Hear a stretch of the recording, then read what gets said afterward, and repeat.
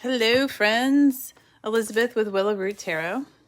We are going to be reading from Sacred Sites Oracle Cards. This is an interesting deck. It's by Barbara Micklejohn Free with Flavia Kate Peters. It's illustrated by Yuri Leitch. Let's see what we got. Looking for somewhere to visit. Practicing your astrocartography. Looking for a clue to that dream you just had. Just listening to the sound of my voice. Well, let's see what we get for our Sacred Sites Oracle cards. These are a glossy, high gloss card with a border.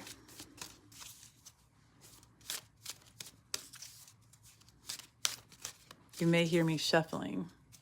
They don't seem to be sticking. I am going to give it, I feel like there's enough friction. I'm going to give it one good shuffle. Whoops, almost went through. We're going to do that one. No, we're not. We're going to go ahead and pull a card. Yeah, that's better. Okay. We are pulling.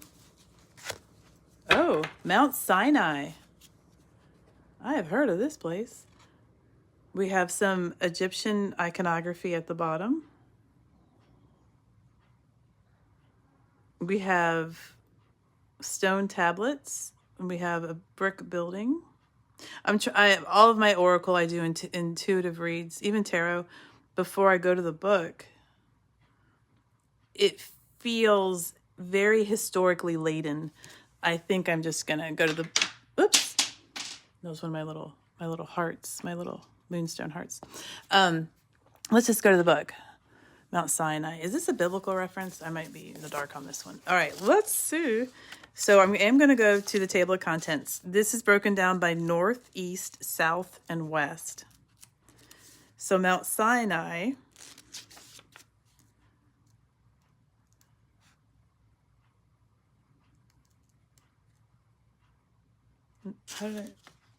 Let's check again.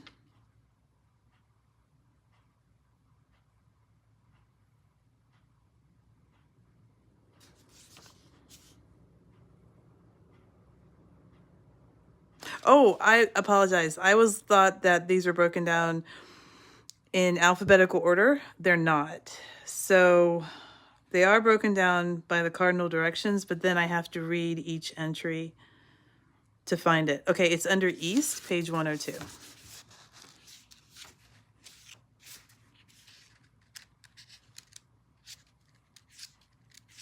Okay, Mount Sinai. Energy focus, foundations. So the energy focus is foundations, and the location is Sinai, Egypt. So in the book, it's broken down to lower world, which is going to represent the past. The middle world will represent the present, and the upper world will represent the potential or the future. This site had a spiritual importance long before the Abrahamic religions staked their claim to it. On the card, the goddess Nephthys, Nephthys, apologies on pronunciation, Nephthys, protector of the dead, is seen witnessing worship to Apis, the bull god of strength, who represented a king's divine transition after death. When the Tau cross on the card is mounted with an oval, an ankh is formed, representing the astrological sign of Taurus, the bull. The ankh here is wrapped in a snake, signifying Kundalini awakening. Moses turned a snake into a staff to lead his people out of slavery. Have you ever risked all to ensure your survival? Or did your parents, your grandparents, or even earlier ancestors? Talk to elderly relatives and research your family tree. Your ancestors are your foundation, where you come from. They offer you a way of finding out about yourself. Today they're in middle world, present. Today there is a Greek Orthodox monastery at Sinai, where it is said that Moses, having left his royal life behind, received 2 tablets of stone inscribed with the 10 Commandments. Right now, You may feel the things you hold as morally or ethically sacred are being challenged or abused. And guys, I want to just throw in there, your body is sacred. And if you find the abuse on a moral or ethical level towards you, I believe that this would apply. When people feel like this, it could eventually lead to revolution or fanaticism. Would you ever take such an extreme stance? For others, seeing a corrupt society can lead to apathy and depression. Remember, you have power. You stand on the solid foundations of what you have built and what you believe. Mount Sinai offers you perspective. Heal any rifts with those you should be holding close. Do something today, however small, a text, a call, a letter, to get the relationship back on firm ground. You can rebuild your world, starting with yourself and your family. Upper world potential. When Moses descended from Mount Sinai to deliver the 10 Commandments, he found his followers taking part in bull worship, and he was angry. As the second commandment stated, "Thou shalt not worship false idols."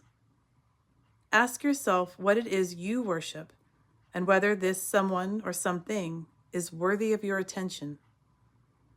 Are you yearning for a celebrity, cosmetic surgery, expensive jewelry? Are you subject to unrequited love, or do you desire something else out of reach? When God demanded that no one should worship false idols, perhaps it was to prevent us from wasting our energy on something that has no spiritual value. Consider carefully what you wish for. Would it really bring you a better life? For example, would the new job you wish for make the most of your talents and attributes, as well as enabling you to live well? Or are you simply yearning for more money without considering the emotional or physical cost you would have to pay, or the fact that you might need to compromise your principles in order to succeed? Be totally honest. We have a journal exercise if you guys would like, and this is your 10 Commandments. That's what the journal exercise is called. Bring some structure into your life. The original 10 Commandments were laid down for exactly that reason, created for the people of the time. Guys, created for the people of the time. Our culture today is very different, but it is still useful to have rules to stick to if they serve your highest purpose. If you have certain aspirations or dreams, think how you could best achieve them. What do you need to eliminate from your life in order to be the best that you can be? What do you need to do to find success, love, happiness? In your journal, make your own 10 Commandments, a list of all the actions that will help you stay on the right path of your personal journey. Whether you decide to try to listen to others more, or to stop deliberately causing pain with words or deeds, think of these commandments as friendly advice rather than demands. And you can tweak those, guys. I spent months, probably 5 months of steadily altering my schedule, my online presence, until I found what worked for me. And I did not go into it thinking, oh, let's get this done. No, it's let's explore. Let's commune. Let's bond. Let's find out what makes it tick. How can I help? What will I receive? Months of seeing how that would work. So I would think for that, maybe I respected myself. So I respected myself in giving myself time. Something along those lines. Yeah, let me know how it goes. You guys are awesome.